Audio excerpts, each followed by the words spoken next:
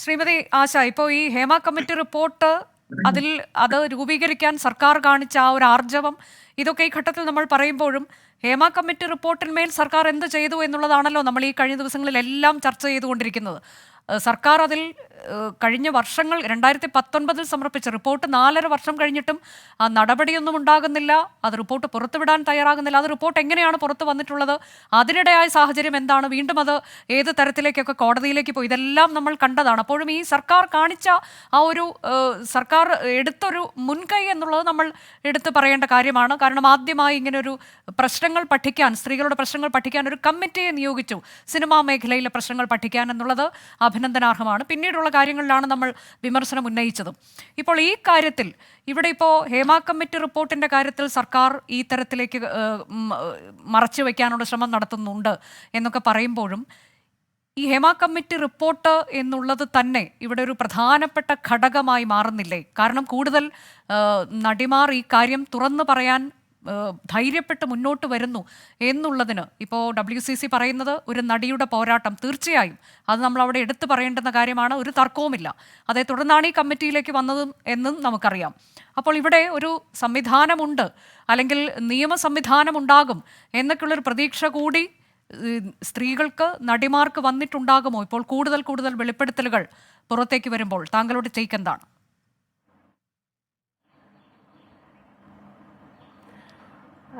തീർച്ചയാണല്ലോ, അങ്ങനെ നടക്കാതെ ഇരിക്കാൻ യാതൊരു സാധ്യതയുമില്ല. അതായത് വിശ്വാസം കൂടിക്കൊണ്ടിരിക്കുക എന്ന് പറയുന്നത് ഈ പാർശ്വസ്ഥിതരായിട്ടുള്ള മനുഷ്യരെ സംബന്ധിച്ച് ഇന്നത്തെ ലോകത്ത് വളരെ അത്യാവശ്യമുള്ള കാര്യമാണ്. കാരണം ഇന്നത്തെ സമ്പദ് വ്യവസ്ഥയും ഇന്നത്തെ അധികാര വ്യവസ്ഥകളും എപ്പോഴും, അതായത് നമ്മൾ കണ്ടുകൊണ്ടേയിരിക്കുന്ന ഒരു കാര്യം, വീണ്ടും വീണ്ടും വലതുപക്ഷത്തേക്ക് ചായുക, അതായത്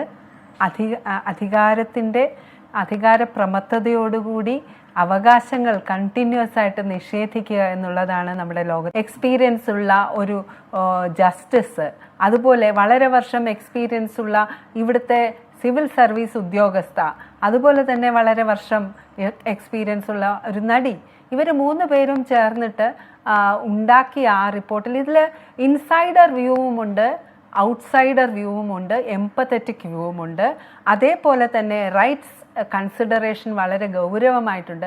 ഇതെല്ലാതുമാണ് ഈ റിപ്പോർട്ടിനെ ഈ റിപ്പോർട്ടാക്കി മാറ്റുന്നത്. അത് തീർച്ചയായിട്ടും വേറെ നിവൃത്തിയില്ലാത്തത് കൊണ്ട് അവർ അന്ന് ഇത് തുടങ്ങിയപ്പോൾ, അതായത് 2018-19 കാലഘട്ടത്തിൽ ഈ റിപ്പോർട്ടിന് വേണ്ടി അവർ ഡേറ്റ കളക്ട് ചെയ്യാൻ തുടങ്ങിയപ്പോൾ സംഭവിച്ച കാര്യങ്ങൾ അവർ ആ റിപ്പോർട്ടിൽ തന്നെ പറയുന്നുണ്ട്. അതിൻ്റെ അർത്ഥം എന്താണ്? ഇപ്പോൾ ഇന്ന് സംഭവിക്കുന്ന കാര്യങ്ങൾ അതിലേക്ക് വിരൽ ചൂണ്ടുന്നുണ്ട്. കാരണം കൃത്യതയോടുകൂടി, എംപത്തറ്റിക്കായിട്ട്, സഹിഷ്ണുതയോടുകൂടി മറ്റുള്ള ഈ നമ്മുടെ സിനിമാ മേഖലയിലെ ആൾക്കാർ അവരോട് അന്ന് പ്രതികരിച്ചിരുന്നെങ്കിൽ, അതായത് പലരും പേപ്പർ പബ്ലിക്കേഷൻ കണ്ടിട്ടുണ്ട്, അഡ്വർടൈസ്മെൻറ്റ് കണ്ടിട്ടുണ്ട്, പലരും പലരെയും വിളിക്കുന്നത് കണ്ടിട്ടുണ്ട്. ഇങ്ങനെയൊക്കെയുള്ള ആൾക്കാർ അവരോട് നിരുപാധികം പോയി കാര്യങ്ങൾ സംസാരിക്കാൻ അവർക്ക് ഓക്കെ ആയിരുന്നു. എനിക്കറിയാം, കാരണം ഞാൻ WCC ഫൗണ്ടർ മെമ്പർ ആണെന്നുൾപ്പെടെ എന്നെ സംബന്ധിച്ച് ഞാനൊരു കോളേജിൽ പഠിപ്പിക്കുന്ന ടീച്ചറാണ്. എന്നെ അവർ ഡയറക്റ്റ് വിളിച്ചിട്ടില്ല, ഞാൻ അവരോട് പോയി സംസാരിക്കുകയാണ് ചെയ്തത്. ഞാൻ അവരോട് പറഞ്ഞത്, ഇവിടുത്തെ ഞാനൊരു ഇൻസൈഡറും ഔട്ട്സൈഡറുമാണ്, അപ്പോൾ എനിക്ക് പറയാൻ പറ്റുന്ന കാര്യങ്ങളെല്ലാം ഞാൻ അവരോട് പോയി പറയുകയാണ് ചെയ്തത്. അതേപോലെ എല്ലാവർക്കും അവസരമുണ്ടായിരുന്നു. ഇത്രയും ഹൈ പ്രൊഫൈലായിട്ടുള്ള ഒരു കമ്മിറ്റി നിലവിൽ വരുമ്പോൾ, അതുപോലെ ഗവൺമെൻറ്റിനറിയാം, ഗവൺമെൻറ് തന്നെയാണ് ഇത് ഉണ്ടാക്കിയിട്ടുള്ളത്. ഇപ്പോൾ ഗവൺമെൻറ്റിൻ്റെ മറ്റ് ആൾക്കാർക്കറിയാം. ഇന്നിപ്പോൾ ഫെഫ്ക പുറപ്പെടുവിച്ചിരിക്കുന്ന ആ കത്തിലെ കാര്യങ്ങൾ നമ്മൾ നോക്കിയാൽ അറിയാം. ഇത് 1 വർഷം ഇവിടെ നിലനിന്ന ഒരു വളരെ കൃത്യമായ ഗവൺമെൻറ് ഉണ്ടാക്കിയൊരു കമ്മിറ്റിയാണ്.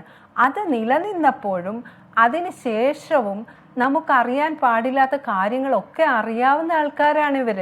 കാരണം എന്താണെന്ന് വെച്ചാൽ, ഈ കഴിഞ്ഞ 4 വർഷം ഈ റിപ്പോർട്ട് എവിടെയായിരുന്നു എന്ന് നമ്മളെ പ്രഗത്ഭനായ വിതിൻ കോട്സ് മന്ത്രി പറഞ്ഞത്, ഞങ്ങൾക്കിതിനെക്കുറിച്ച് യാതൊന്നും അറിഞ്ഞുകൂടാ എന്നാണ്. അത് പുറത്തു വന്ന ദിവസം മന്ത്രി പറഞ്ഞ വാചകമാണ്. അപ്പോൾ നമ്മൾ എന്താണ് മനസ്സിലാക്കേണ്ടത്? ഇത്രയും ഉത്തരവാദിത്തമുള്ള, ഇത്രയും അക്കൗണ്ടബിലിറ്റി ഉണ്ട് എന്ന് അവകാശപ്പെടുന്ന ആൾക്കാരെല്ലാവരും ഈ പിന്നെ എന്താണ് ഇൻഡസ്ട്രി നന്നായി വർക്ക് ചെയ്യണം എന്ന് ആഗ്രഹിക്കുന്ന ആൾക്കാരെല്ലാവരും അന്ന് വരെ അല്ലെങ്കിൽ കഴിഞ്ഞ ആഴ്ച വരെ എന്ത് ചെയ്തുകൊണ്ടിരിക്കുകയായിരുന്നു? ഒരു ചോദ്യം. വളരെ പ്രധാനപ്പെട്ട ചോദ്യമാണ്. അതായത് ഇപ്പൊ ഈ കമ്മിറ്റി റിപ്പോർട്ടിന്റെ ഉദ്ദേശ ലക്ഷ്യം എന്തായിരുന്നോ അത് ആ രീതിയിലേക്ക് നടപ്പാക്കപ്പെട്ടിരുന്നെങ്കിൽ ഇതിലിപ്പോ ഈ ഇപ്പോഴും പീഡനത്തെക്കുറിച്ചൊക്കെ പറയുന്നത് അത് വർഷങ്ങൾക്ക് മുൻപുള്ള പീഡനത്തിന്റെ കാര്യം പുറത്തു വരുന്നു.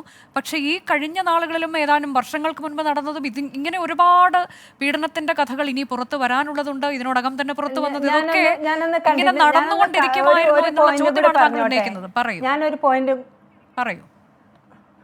ഒരു പോയിന്റും കൂടെ പറഞ്ഞോട്ടെ. അതായത് ഈ കഴിഞ്ഞ പിന്നെ ഹേമ കമ്മിറ്റി റിപ്പോർട്ടിന് ശേഷം അതിനോട് ചുറ്റുവട്ടത്തായിട്ട് അതിനോട് പാരലായിട്ട് നമ്മൾ ചെയ്ത വേറൊരു കാര്യം, WCC ചെയ്ത വളരെ പ്രധാനപ്പെട്ട വേറൊരു കാര്യം എന്ന് വെച്ച് കഴിഞ്ഞാൽ നമ്മൾ ഹൈക്കോർട്ടിൽ പോവുകയാണ് ചെയ്തത്. കാരണം ഇപ്പോൾ ഈ കമ്മിറ്റി റിപ്പോർട്ടിൽ പറയുന്ന വളരെ വിശദമായി പ്രതിപാദിക്കുന്ന ICC അല്ലെങ്കിൽ IC ഇന്റേണൽ കമ്മിറ്റി എന്ന് പറയുന്നത് ഈ പിന്നെ ഇൻഡസ്ട്രിയിൽ ഏതെങ്കിലും തരത്തിലുള്ള സെക്ഷൽ ഹാരസ്മെൻറ്റ് പ്രോബ്ലംസ് ഉണ്ടെങ്കിൽ അത് പരിഹരിക്കാൻ വേണ്ടിയിട്ട് ഇന്ത്യ ഗവൺമെൻറ് ഇന്ത്യൻ നീതിന്യായ സംവിധാനം ഉണ്ടാക്കിയിട്ടുള്ള ഏറ്റവും റീസെൻ്റ് ആയിട്ടുള്ള നിയമ പരിരക്ഷയാണ്. ആ നിയമ പരിരക്ഷ നമുക്കും വേണമെന്ന് പറഞ്ഞപ്പോൾ ഈ ഇന്ന് രാജിവെച്ചവർ ഉൾപ്പെടെയുള്ള ആൾക്കാർ എന്താ പറഞ്ഞതെന്ന് നമുക്ക് നന്നായിട്ട് അറിയാം. നമുക്ക് AMMA നടത്തിയിട്ടുള്ള മീറ്റിങ്ങുകളെ കുറിച്ചിട്ട് അറിയാം. ഫെഫ്ക എന്താണ് ചെയ്തുകൊണ്ടിരുന്നതെന്ന് അറിയാം. ഫെഫ്ക എന്ന് വളരെ കൃത്യമായിട്ട് പറയുന്നുണ്ട് അവർക്ക് വളരെ നല്ല രീതിയിൽ സ്ത്രീകളെ മുന്നോട്ട് കൊണ്ടുവരണം എന്നുള്ള ആഗ്രഹം, വളരെ നല്ല കാര്യം. പക്ഷേ ഞാൻ പോയിട്ടുള്ള കമ്മിറ്റികളിലൊക്കെ, അതായത് ഏറ്റവും ലേറ്റസ്റ്റ് ആയിട്ട് നമ്മൾ WCC ഹൈക്കോർട്ടിൽ പോയതിന് ശേഷം സംഭവിച്ച കാര്യം എന്ന് പറഞ്ഞു കഴിഞ്ഞാൽ ഹൈക്കോർട്ട് എല്ലാ സംഘടനകളോടും ഗവൺമെൻറ്റിനോട് ഉൾപ്പെടെ പറഞ്ഞു നിങ്ങളിവിടെ IC ഉണ്ടാക്കണം, അത് നിങ്ങളുടെ ഉത്തരവാദിത്തമാണെന്ന് പറഞ്ഞതനുസരിച്ച് ഫിലിം ചേംബർ ഓഫ് കോമേഴ്സ് നേതൃത്വം കൊടുത്തുകൊണ്ടുള്ള ഒരു മോണിറ്ററിംഗ് കമ്മിറ്റി ഉണ്ട് ഇപ്പോൾ ഇവിടെ. അതായത് എല്ലാ സിനിമകളിലും IC ഉണ്ടോ എന്നറിയാൻ വേണ്ടിയിട്ടുള്ള മോണിറ്ററിംഗ് കമ്മിറ്റി ഉണ്ട്. ആ കമ്മിറ്റിയുടെ അവസ്ഥ എന്താണെന്ന് ഇപ്പോഴും എനിക്ക് തോന്നുന്നില്ല AMMA അംഗങ്ങൾക്കോ അല്ലെങ്കിൽ മറ്റുള്ള ആൾക്കാർക്കോ കൃത്യമായിട്ട് അറിയാവുന്ന. കാരണം എന്താണെന്ന് വെച്ച് കഴിഞ്ഞാൽ ഈ മോണിറ്ററിംഗ് കമ്മിറ്റിയിൽ WCC അംഗങ്ങൾ ചെല്ലുമ്പോൾ ഉള്ള അവസ്ഥ എന്ന് വെച്ചാൽ മിക്ക മോണിറ്ററിംഗ് കമ്മിറ്റികളിലും AMMA അംഗങ്ങൾ പ്രസൻറ്റേ അല്ല. ഫെഫ്ക അംഗങ്ങളെ കണ്ടിട്ട് വല്ലപ്പോഴും വന്നെങ്കിലായി. പിന്നെ ഉള്ളത് പ്രൊഡ്യൂസേഴ്സ് അസോസിയേഷനും ഈ പറയുന്ന ഫിലിം ചേംബർ ഓഫ് കൊമേഴ്സുമാണ്. ഞാൻ പറയുന്നത് ഇത് ഇങ്ങനത്തെ കാര്യങ്ങൾ ഇങ്ങനെ ഈ ഗതികേട് കൊണ്ട് ഒരു രക്ഷയുമില്ലാതെയാണ് മീറ്റു പോലെയുള്ള മൂവ്മെൻറ്റുകൾ ഉണ്ടായിട്ടുള്ളതെന്ന് ഇവിടെ ആർക്കും അറിഞ്ഞുകൂടാത്ത പോലെയാണ്.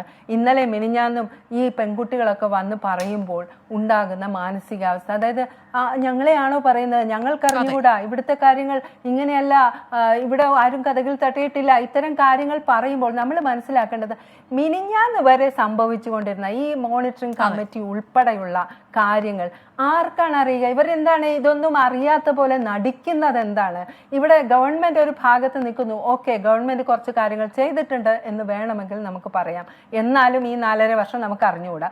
പക്ഷേ ബാക്കിയുള്ളവർ, അതായത് ഗവൺമെന്റിന് ഒട്ടും റെഗുലേറ്ററി കപ്പാസിറ്റി ഇല്ലാത്ത ഒരു ഇൻഡസ്ട്രി ആണെന്ന് അടൂർ ഗോപാലകൃഷ്ണൻ കമ്മിറ്റി വരെ, അതുപോലെയുള്ള കമ്മിറ്റികൾ വരെ പറഞ്ഞിട്ടുണ്ട്.